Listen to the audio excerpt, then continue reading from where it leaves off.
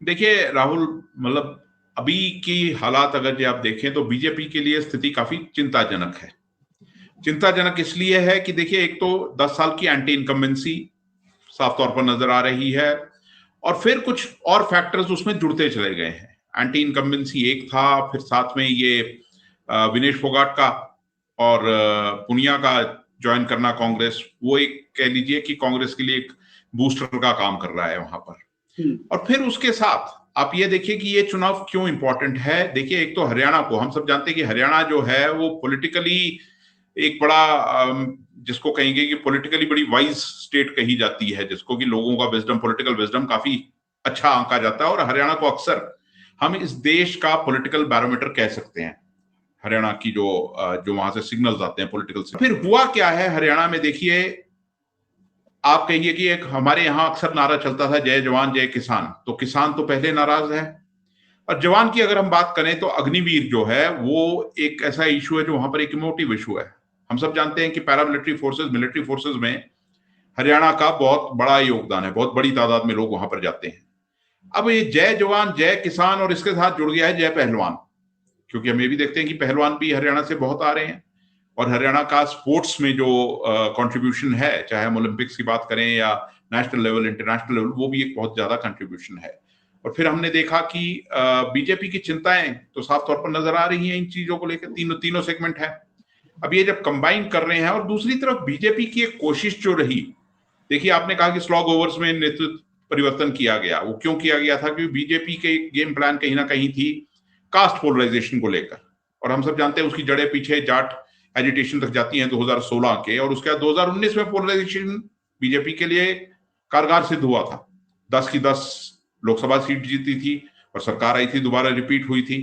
पर कहीं ना कहीं वो कास्ट पोलराइजेशन चल नहीं रहा, और दूसरी तरफ एंटी इनकम्बेंसी जो है वो रोज एक नए मतलब नए लेवल पे बढ़ती जा रही है। तो ये चीजें जो है साफ तौर पर बीजेपी के लिए एक चिंता की बात डेफिनेटली वहां पर है।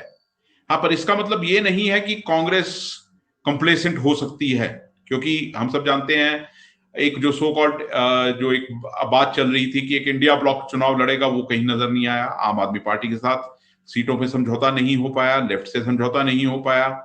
तो ये चीजें क्योंकि जो लोग मानते हैं कि ये समझौता होना जरूरी था, उनका ये कहना है कि देखिए, एक मैसेज हरियाणा से जाना चाहिए था कि आप सिर्फ बीजेपी को हराना नहीं चाहते, जो ऑपोजिशन पार्टीज हैं वो बीजेपी को आइसोलेट करना चाहती हैं, पर वो आइसोलेशन फिलहाल वो अचीव नहीं कर पाया, क्योंकि इंडिया गठबंधन जो है वो एज इंडिया गठबंधन चुनाव नहीं लड़ रहा।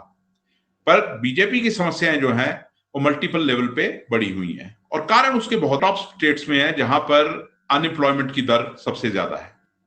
अब वो अनएम्प्लॉयमेंट की दर जो है वो एक फैक्टर है। अच्छा, उसके अलावा हम सब जान रहे हैं कि गुड़गांव को एक समय प्रमोट किया गया था मिलेनियम सिटी, आज आप देखिए वहां की हालत क्या है। एग्रेरियन क्राइसिस जो है वो बढ़ता चला गया है वहां पर। तो ये तमाम चीजें जो हैं ये कहीं ना कहीं बीजेपी को हिट कर रही हैं, और खासतौर पे जो मॉडल आया है आपका कॉन्ट्रेक्चुअल एम्प्लॉयमेंट का, ओल्ड पेंशन स्कीम, ये तमाम मुद्दे कहीं ना कहीं जुड़ते हुए एक से दूसरे की तार जुड़ रहे हैं, और बीजेपी के लिए इस समय बहुत बड़ी समस्या है। और समस्या कहां नजर आ रही है कि आपने ये भी देखा होगा कि बीजेपी हमेशा क्लेम करती रही अपने आप को as a party of discipline, as a party with a difference. तो डिसिप्लिन तो उसी दिन उड़ गया जिस समय वहां पहली लिस्ट के आते ही बगावत हो गई। रामविलास शर्मा जैसे जो उनके फॉर्मर स्टेट चीफ हैं, वो जाके नामांकन भर दिया उन्होंने, हालांकि अभी लिस्ट में उनका नाम नहीं है अभी तक। ये एक चीज है आपकी। अच्छा, और फिर वो चिंता जो है रिफ्लेक्ट कैसे हो रही है कि आपने देखा जैसे विनेश फोगाट ने कांग्रेस ज्वाइन की, और बीजेपी के जो फॉर्मर एमपी ब्रिजभूषण शरण सिंह, जिनके अगेंस्ट वो तमाम आरोप लगे थे सेक्सुअल हरासमेंट के, उनके टीवी पे कुछ बयान आए और बीजेपी ने उन्हें कहा कि आप चुप हो जाइए। वो भी एक इंडिकेशन आपको साफ नजर आ रहा है। तो ये तमाम चीजें जो है ना ये कहीं ना कहीं एक पॉइंटर है एक चीज की तरफ। और फिर अब तो ऑपोजिशन ये भी सवाल उठा रहा है कि आपके जो मुख्यमंत्री हैं नायब सिंह सैनी, उन्होंने अपनी सीट क्यों बदल ली?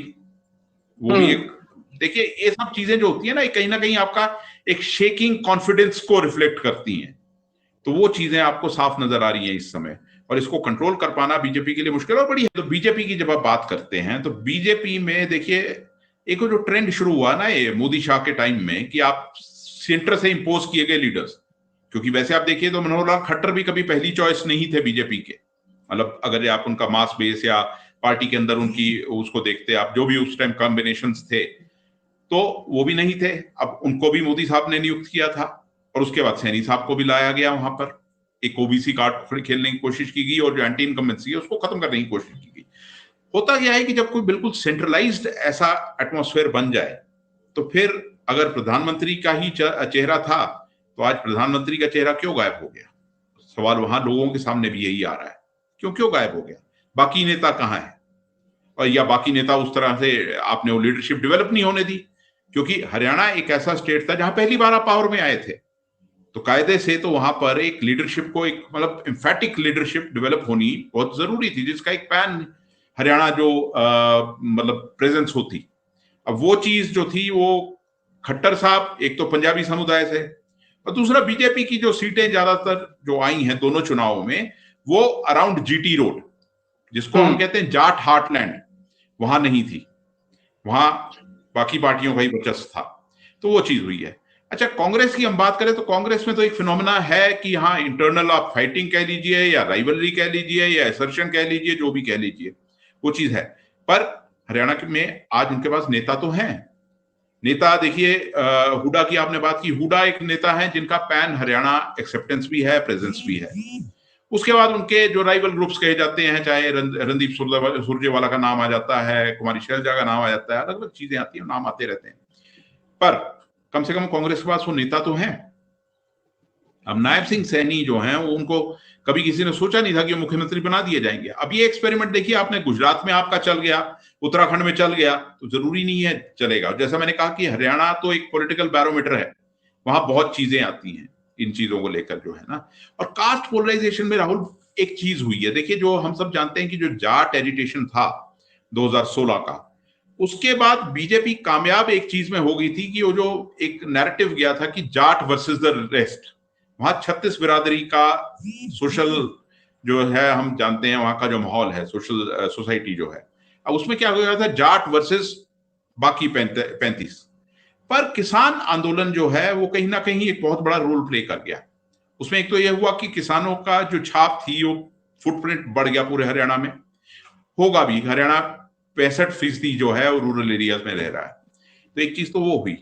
और फिर क्या हुआ कि किसान आंदोलन में एक तो जो बाकी समुदाय के जो कृषक थे या एग्रीकल्चर लेबर थे, उन्होंने फिर उसी जाट को अपना लीडर बनाया, क्योंकि जाट मस्कुलर पावर भी है, इकोनॉमिक पावर भी है, तो वही जाट फिर लीडर बन के दोबारा सामने आया। और बीजेपी के लिए चिंता की बात एक ये हुई कि जो पिछले 10 साल में एक शेड्यूल कास्ट का जो वर्ग था जो कांग्रेस से दूर चला गया था, वो कहीं ना कहीं लंबी मतलब ज्यादा तादाद में कांग्रेस की तरफ वापस आ गया। तो एक तो ये चीज हुई, और दूसरी तरफ वो जो कास्ट पोलराइजेशन की बात थी वो कहीं ना कहीं काम नहीं कर पाई है अभी तक।